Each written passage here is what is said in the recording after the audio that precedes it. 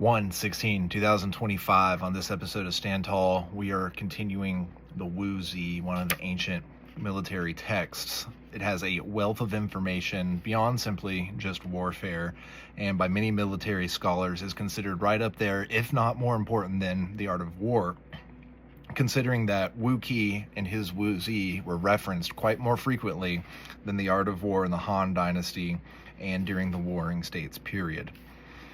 One of the main benefits of the Wuzi, just like the art of war, is the strong emphasis on the need to maintain harmony and cohesion among the troops. And it's not just about, winning battles and how to win. It's actually about how to rule, how to govern, and how to manage. And so that's the kind of wisdom that we seek. So right now we're in chapter 1, Governing the State, verse 2. Wu Qi said, "In the past, those in power put the common people first.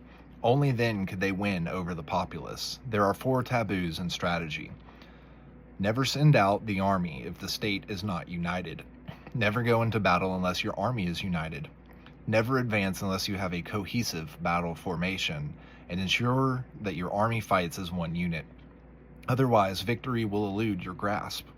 For this reason, a wise ruler will always take care to unite his army before sending it to war. They will not take private counsel lightly. They will ask for advice in the ancestral temple and ask the holy turtles there to divine the future. Such a ruler will only take military action after heaven has issued a positive omen. When the people know that their ruler truly cares about whether they live or die, then when their lord leads them into the battlefield, soldiers will see death as an honorable and retreat as dishonorable."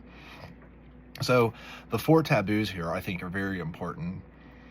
Never send out the army if the state is not united. Never advance until you are sure what direction, until you've made the choice, right? If you're kind of going back and forth, you're on the fence, victory is going to elude your grasp. Never go into battle unless your army is united, right? The same thing. You can't just have the family front, the state, saying, okay, we're united. The army has to be united as well. Your readiness for battle, what weapons, what tools, what are you going to use? Are they united? Are your employees united? Do they know what the goal of the organization is? Never advance unless you have a cohesive battle formation. Do you have a plan? Is this plan good? Is it cohesive? Does it make sense? And ensure your army fights as one unit. Everybody needs to be working as a team. They don't necessarily need to like each other, but they need to understand that when life and death is life and death, they need to be able to trust each other and have each other's backs. If you don't have these 4 things, victory is going to not be available to you, essentially.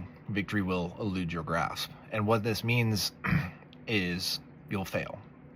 And while we can learn from failure, we also want to mitigate the amount of failure that we have. We don't want to fail so often that it becomes embarrassing or anything like that. So let's kind of take this as we move into the weekend, as we're reflecting on the week that we just went through. Did we commit any of those 4 taboos in any way? Is there a way that moving forward that we can better suit our troops, better take care of our employees, better unite our workplace and our family so that we may have more of that cohesion?